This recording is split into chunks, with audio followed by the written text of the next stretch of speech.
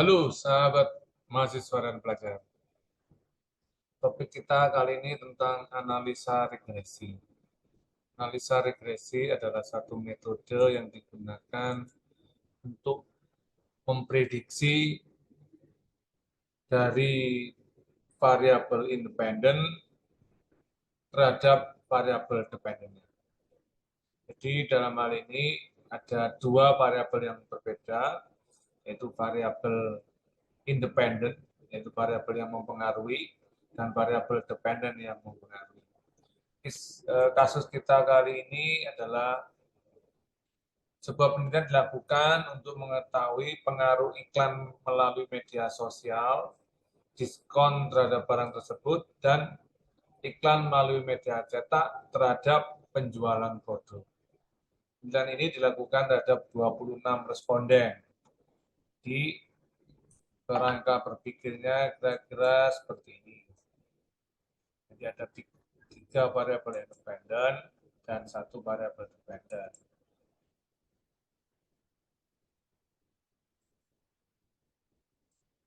Data yang diperoleh adalah sebagai berikut. Data ini akan saya demokan. Data yang bermula dari Excel akan diimport ke dalam data SPSS. Jadi kita masuk dulu dalam SPSS. Kita file, open data. Kita pilih file type-nya adalah Excel. Kita pilih yang sudah kita siapkan, yaitu data regresi. Kita open, nanti akan dikonfirmasi apakah eh, baris pertama itu merupakan nama variabel. Kalau memang ya, ini dicentang. Tapi kalau tidak, jangan dicentang. Di dalam hal ini, variabel pertamanya adalah nama variabel, jadi dicentang. Kemudian kita klik OK. Hasilnya adalah sebagai berikut. Dari sini kita akan melakukan proses analisa regresi dengan langkah-langkah sebagai berikut. Yang pertama adalah analyze, kemudian kita pilih regression, pilih yang linear. Kita tentukan variabel dependennya. Dalam kasus ini adalah penjualan, kita pindahkan ke dalam kotak dependent, kemudian kotak untuk variabel independen ada 3, kita bisa masukkan satu-satu.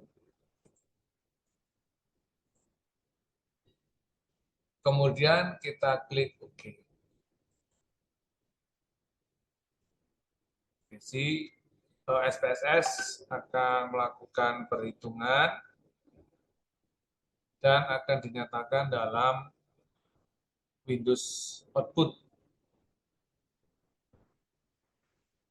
Dari sini yang kita ambil dulu adalah tabel koefisien. Kita mulai menganalisa output daripada proses SPSS dengan metode regresi.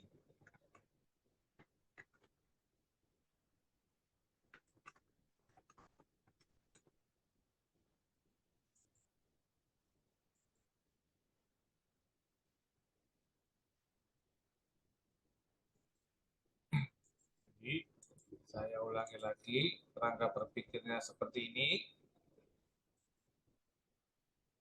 Kita akan pada video ini yang akan dilakukan, kita akan melakukan analisa. Yang pertama membuat model regresi, kemudian menjelaskan koefisien determinasi, uji serentak, dan uji individu.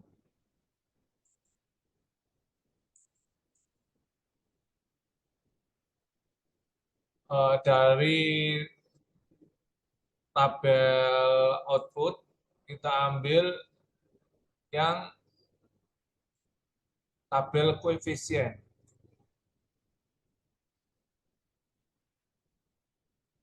Tabelnya, kemudian kita lihat nilai signifikannya. Oh, sebentar, mohon maaf. Kita akan membuat model regresi. Nah, model regresi adalah yang terbentuk penjualan sama dengan 14,826 ditambah 1,805 media sosial ditambah 0,607 diskon dikurangi minus 0,167 media cetak. Dikurangi itu minus ya. Mungkin katanya kurang tepat tadi. Nah, di sini terlihat bahwa semua variabel itu positif. Media sosial, diskon, kecuali pada media cetak.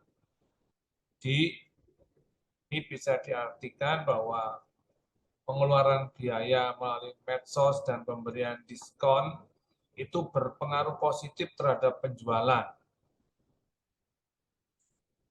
Ini tandanya positif, positif, kecuali pada media cetak. Jadi semakin besar biaya media cetak yang dikeluarkan, itu justru menurunkan nilai penjualan. Ini mungkin fenomenanya adalah bahwa media cetak itu dianggap old style dalam perikanan zaman sekarang, sehingga mungkin membuat image atau citra daripada produk tersebut seolah-olah menjadi barang yang kurang kekinian, sehingga berpengaruh negatif.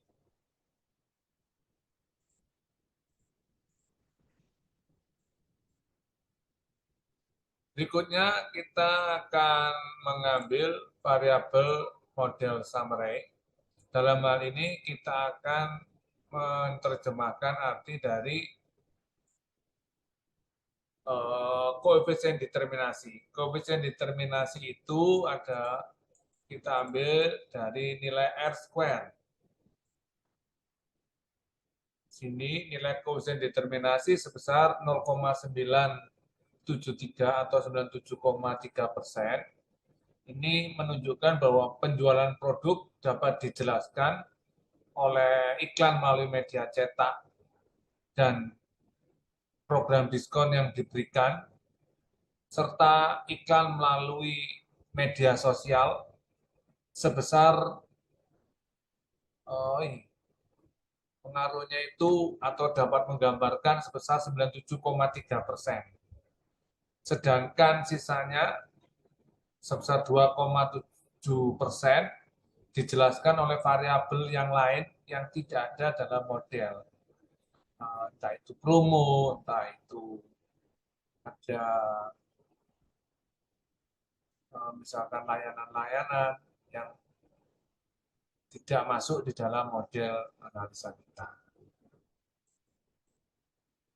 Kemudian kita akan melakukan uji serentak. Uji serentak diambil dari tabel ANOVA. Jadi dari output SPSS kita ambil yang ANOVA. Dalam hal ini yang dilihat adalah nilai signifikannya. Apabila nilai signifikan kurang dari atau sama dengan 5%, maka dapat dikatakan variabel media sosial dan media cetak secara bersama-sama berpengaruh terhadap pertumbuhan. Ini kan, karena ini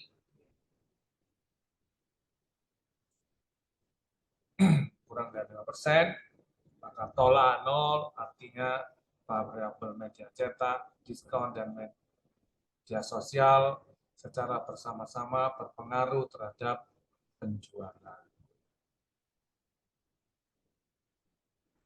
Kemudian kita akan melakukan uji individu. uji individu ini diambil dari tabel koefisien yang awal tadi untuk membuat model regresi, tetapi yang kita lihat dalam hal ini adalah nilai signifikan masing-masing variabel independen. Kita mulai dari iklan melalui media cetak. Nah, ini nilainya adalah 0. Ini ada sebuah hipotesa begitu ya, tapi pada prinsipnya ketika nilai signifikan kurang dari 5%, maka media sosial berpengaruh terhadap penjualan. Dalam hal ini nilai signifikannya adalah 0, jadi dia memang berpengaruh.